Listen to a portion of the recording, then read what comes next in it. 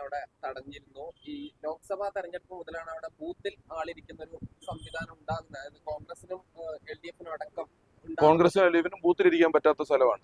നോക്കൂ, അത് ഞാനൊരിക്കൽ പണ്ട് ഇതൊന്നും ഇല്ലാത്ത കാലത്ത് പറഞ്ഞിട്ടുണ്ട്. 50 വർഷമാണ് ഉമ്മൻചാണ്ടി സാർ ഒരു മണ്ഡലം ഭരിച്ചത്.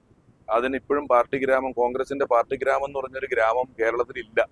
അവിടെ നിങ്ങൾക്ക് എല്ലാവർക്കും വരെ ഏത് പാർട്ടിക്കും അവിടെ പ്രവർത്തിക്കാൻ പറ്റും. അങ്ങനെയാണല്ലോ ഒരു ജനാധിപത്യ രീതിയിൽ നിൽക്കേണ്ടത്. അപ്പോൾ ഏറ്റവും സങ്കടം, ഞാൻ അത്ര തീക്ഷ്ണമായ രാഷ്ട്രീയം പറഞ്ഞുകൊണ്ട് അറ്റാക്ക് ചെയ്യാൻ പോയതോ അങ്ങനെയൊന്നും വന്നിട്ടുള്ള ഒരാളല്ല. ഞാൻ പലപ്പോഴും പറഞ്ഞു ഒരു ഫെയർ പൊളിറ്റിക്സിൽ നിൽക്കണം, ഏറ്റവും ഭംഗിയായി കാര്യങ്ങൾ പോകണമെന്ന് ഉദ്ദേശിച്ച് തന്നെ പോവുകയും പ്രചരണ വണ്ടി മാറ്റിയിട്ട ശേഷം ഒരമ്മ അവിടെ വീട്ടിൽ പോകാൻ പറ്റുമെന്ന് ഇപ്പൊ അപ്പുറത്തൊരു അമ്പലത്തിലേക്ക് പോകുന്ന പറഞ്ഞൊരു പൊതുവഴിയിലൂടെ നടക്കുമ്പോഴാണ് ഇത് ഞങ്ങളുടെ സ്ഥലമാണ്, ഇവിടെ നിങ്ങൾ അനുവദിക്കില്ല എന്ന് പറഞ്ഞൊരു സ്ത്രീ വന്ന് നിൽക്കുന്ന ഒരു സ്ത്രീ.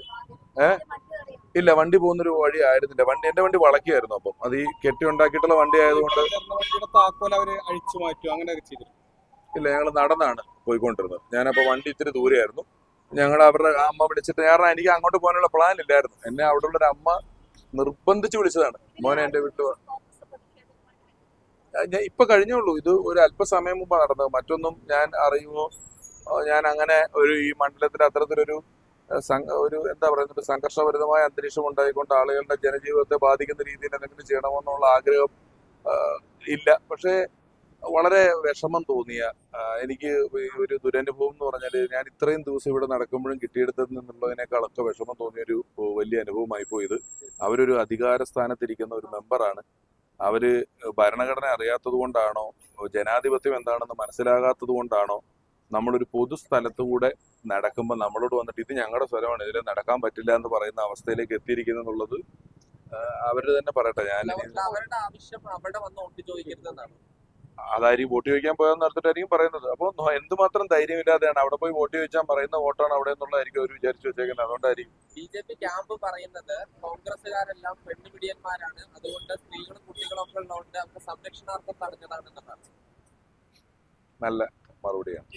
അവരുടെ ക്യാമ്പ് വളരെ വിശ്വസനീയമായ നല്ല ഒരു മറുപടിയാണ് അവർ പറഞ്ഞിരിക്കുന്നത്. അത് ജനങ്ങളും വിലയിരുത്തട്ടെ, അതിനെയൊന്നും ഞാൻ വിലയിരുത്തുന്നില്ല. ചെറുതായിട്ട് മാറ്റിയിട്ടുണ്ട്. അതായത് സ്ത്രീ വിരുദ്ധ പരാമർശം നടത്തിയോണ്ടാണ് തടഞ്ഞതെന്നാണ്. ഏതാ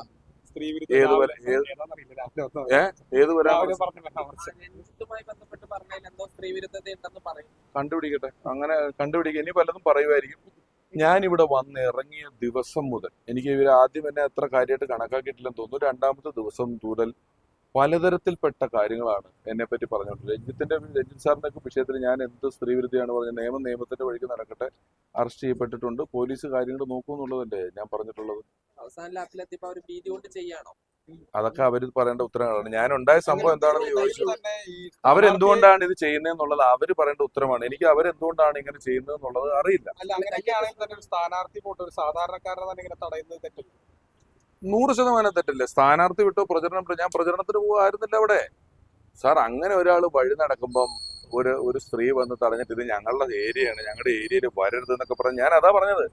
പാലക്കാടിലെ UDFന്റെ എത്ര വാർഡുകളിലൂടെ BJP കഴിഞ്ഞ ഇത്രയും ദിവസങ്ങളിൽ വണ്ടി ഓടിച്ചുകൊണ്ട് പോയിട്ടുണ്ടാവും? എത്ര വാർഡുകളിൽ പോയിട്ടുണ്ടാവും? എത്ര സ്ഥലങ്ങളിൽ പോസ്റ്റർ വെച്ചിട്ടുണ്ടാവും?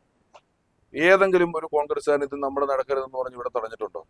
അങ്ങനെ തടയാൻ നിന്നാൽ അത് ശരിയല്ല. ഇതൊക്കെ ഒരു ജനാധിപത്യത്തോടും ഭരണഘടനയോടും ഒക്കെ ഉള്ള ഒരു വെല്ലുവിളിയായിട്ട് മാത്രമേ കാണുന്നുള്ളൂ.